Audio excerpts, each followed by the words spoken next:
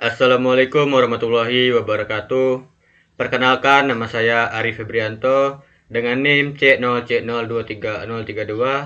Di sini saya akan mempresentasikan mata kuliah akuntansi perpajakan dengan judul materi konsep dan pencatatan dari kewajiban jangka panjang dan ekuitas. Kita masuk pada latar belakang masalah. Dalam dunia akuntansi, kewajiban atau liabilitas dan ekuitas merupakan dua unsur penting dalam laporan keuangan yang mencerminkan posisi keuangan suatu entitas. Kewajiban menunjukkan utang atau beban yang harus dibayar oleh perusahaan di masa mendatang. Sedangkan ekuitas merupakan hak residual pemilik atas aset perusahaan setelah dikurangi seluruh kewajiban. Khususnya, kewajiban jangka panjang adalah kewajiban yang jatuh temponya lebih dari 1 tahun atau satu siklus operasi perusahaan. Kewajiban ini biasanya digunakan untuk membiayai kegiatan investasi jangka panjang.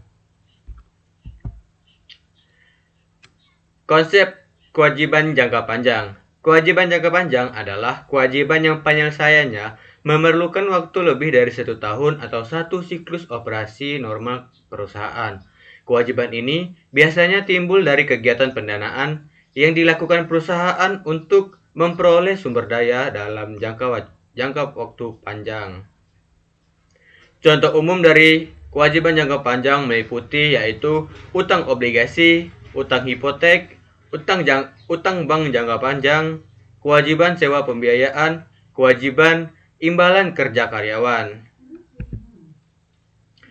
Kita masuk pada klasifikasi kewajiban jangka panjang. Kewajiban jangka panjang dapat diklasifikasikan menjadi beberapa jenis berdasarkan sumber timbulnya, jenis instrumen keuangan, dan sifat perjanjian. Berikut klasifikasi umumnya. Yang pertama, utang obligasi merupakan surat utang jangka panjang yang diterbitkan perusahaan kepada investor untuk memperoleh dana. Obligasi bisa diterbitkan dengan nilai nominal, diskonto, atau premium tergantung pada tingkat bunga pasar. Yang kedua, utang hipotek adalah pinjaman jangka panjang dengan jaminan aset tetap seperti tanah atau bangunan. Dalam praktiknya, perusahaan melakukan pembayaran angsuran secara periodik yang mencakup pokok dan bunga. Yang ketiga, pinjaman bank jangka panjang. Pinjaman yang diberikan oleh lembaga keuangan dengan tenor lebih dari 1 tahun. Pinjaman ini sering digunakan untuk ekspansi usaha, investasi, ataupun pembelian aset tetap. Yang keempat, kewajiban sewa pembiayaan. Berdasarkan PSAK 73, kewajiban sewa diakui sebesar nilai kini dari pembayaran sewa minimum selama masa sewa. Yang kelima, kewajiban imbalan kerja. Kewajiban jangka panjang perusahaan terhadap karyawan seperti pensiun, pesangon, atau tunjangan pasca kerja lainnya sesuai dengan PSAK 24. Kita masuk pada pencatatan PPh Pasal 4 ayat 2 atas utang obligasi. PPh Pasal 4 ayat 2 adalah pajak penghasilan yang bersifat final. Artinya, pajak yang telah dipotong atau dibayar atas penghasilan tertentu tidak dapat dikreditkan terhadap pajak penghasilan lainnya. Salah satu objek pajak PPh final ini adalah bunga obligasi. Bunga yang diterima atau diperoleh oleh wajib pajak dari obligasi termasuk diskonto, selisih antara harga jual dan harga beli obligasi.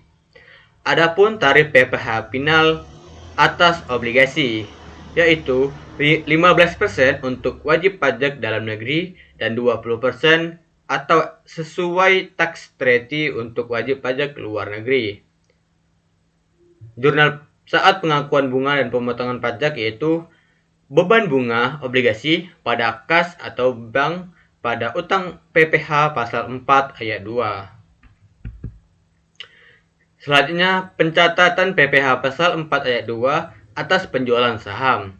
Selain bunga obligasi, penjualan saham juga menjadi objek PPh final berdasarkan pasal 4 ayat 2. Penghasilan dari transaksi penjualan saham di Bursa Efek dikenakan pajak penghasilan yang bersifat final. Tarif PPh final yaitu 0,1% dari nilai bruto transaksi penjualan saham, dan tambahan 0,5% untuk pendiri perusahaan atas saham yang dijual pertama kali di Bursa Efek. Adapun jurnal pencatatannya berupa kas atau bank pada beban pajak PPh 4 ayat 2 pada investasi saham. Kemudian konsep dan peranan dari ekuitas. Ekuitas adalah hak residual pemilik atas aset perusahaan setelah dikurangi seluruh kewajiban.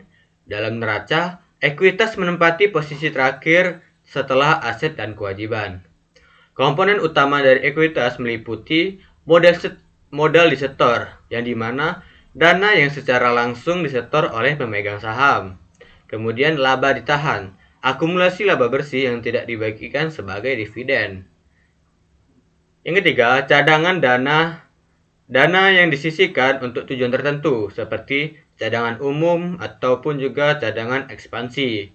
Selanjutnya, tambahan modal disetor, selisih antara harga jual saham dengan nominalnya.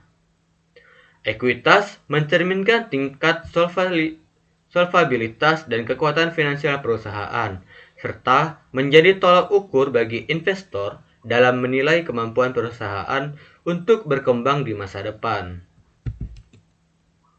Kesimpulannya, kewajiban jangka panjang dan ekuitas merupakan dua unsur penting dalam struktur modal perusahaan. Kewajiban jangka panjang menggambarkan sumber pendanaan dari pihak eksternal yang harus dilunasi dalam jangka waktu lebih dari 1 tahun. Sedangkan ekuitas menunjukkan modal yang dimiliki oleh pemegang saham sebagai pemilik perusahaan. Pencatatan pajak, khususnya PPh Pasal 4 Ayat 2, memiliki dampak langsung terhadap kewajiban dan ekuitas, karena menentukan besarnya kewajiban pajak PPh final atas penghasilan yang diperoleh dari obligasi maupun penjualan saham.